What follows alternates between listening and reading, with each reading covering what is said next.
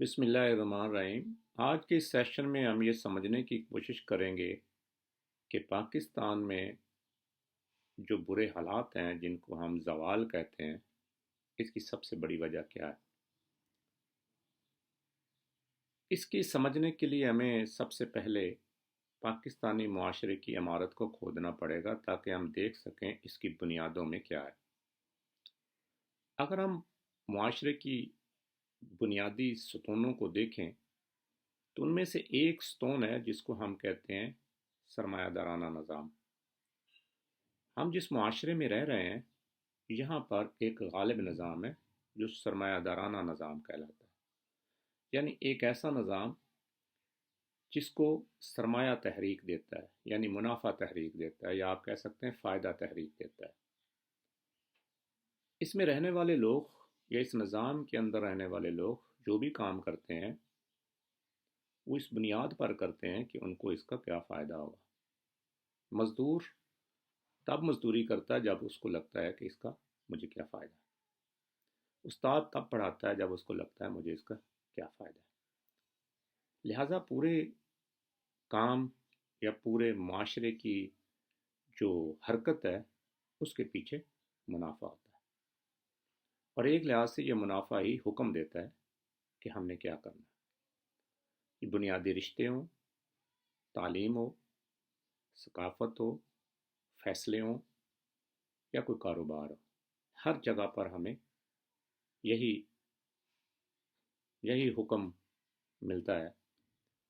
کہ ہم وہ کام کریں گے جس کا ہمیں فائدہ ہے۔ حتیٰ کہ رشتہ داریوں میں بھی لوگ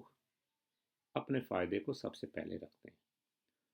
جن رشتہ داروں سے زیادہ فائدہ ہوتا ہے ان کو ترجیح دیتے ہیں، اور جن رشتہ داروں سے ان کو کوئی فائدہ نہیں ہوتا اس کو نظر انداز کر دیتے ہیں، اور ایسی نوکریوں کو ترجیح دیتے ہیں جن سے ان کو زیادہ مالی معاونت ملتی ہے یا مالی فائدہ ہوتا ہے، بھلے اس میں سکون نہ ہو، اور ایسے کام کو ترجیح نہیں دیتے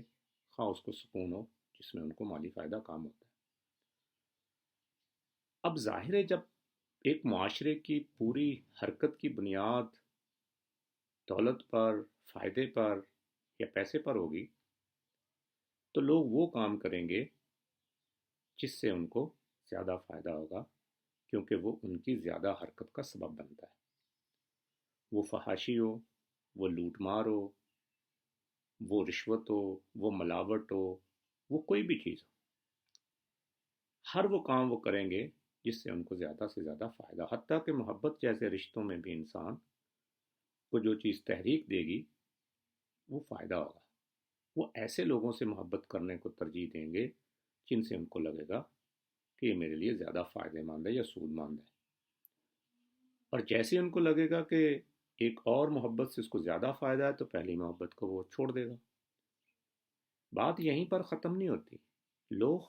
اس مالی فائدے کے لیے اپنی پہلی بیوی اور بچوں کو بھی چھوڑ دیتے ہیں، اور نئے رشتوں میں اس بنیاد پر جڑ جاتے ہیں کیونکہ ان کو لگتا ہے کہ اس سے ان کو زیادہ مالی فائدہ ہوگا۔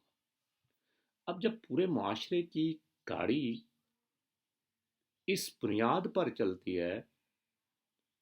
کہ ہر رشتہ اور ہر تعلق کی بنیاد پیسے پر ہے،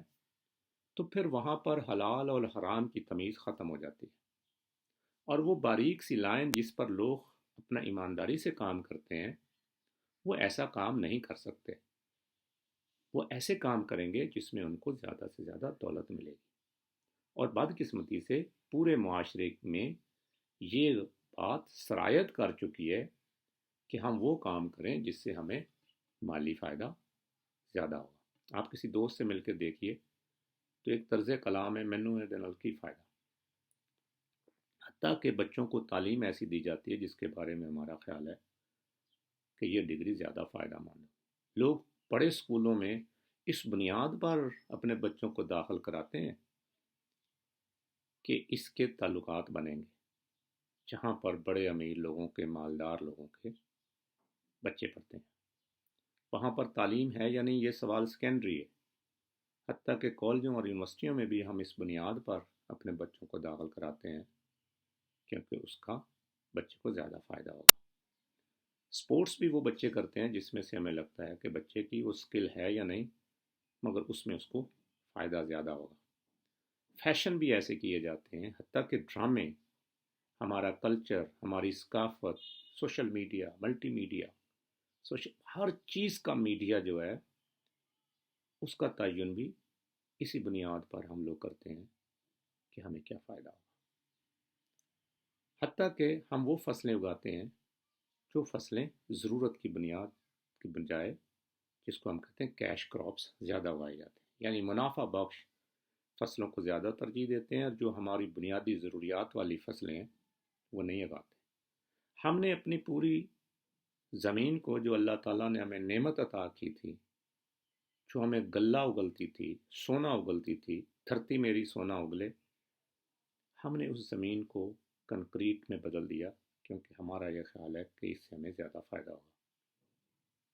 تو اگر آپ غور کریں تو پاکستانی معاشرے کی پوری بنیاد فائدے پر، دولت پر یا مادیت پرستی پر رکھ دی گئی،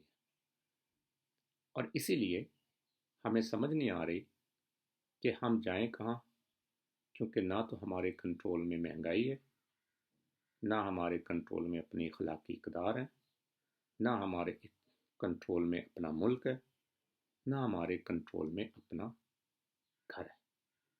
کیونکہ ہم ایک ایسی دوڑ پر سرپٹ دوڑ رہے ہیں جہاں پر پیسہ ہے، فائدہ ہے، اور فائدے کی خاطر ہم لوگ تمام اپنے مذہب کی، اپنے کلچر کی اور ان تمام روایات کو روند رہے ہیں، اور اس پر ہم فخر کرتے ہیں، کیونکہ ہمارا یہ خیال ہے کہ ہم زیادہ کامیاب ہیں، اور پوری کامیابی یا ترقی کا دار و مدار اس دولت پر ہے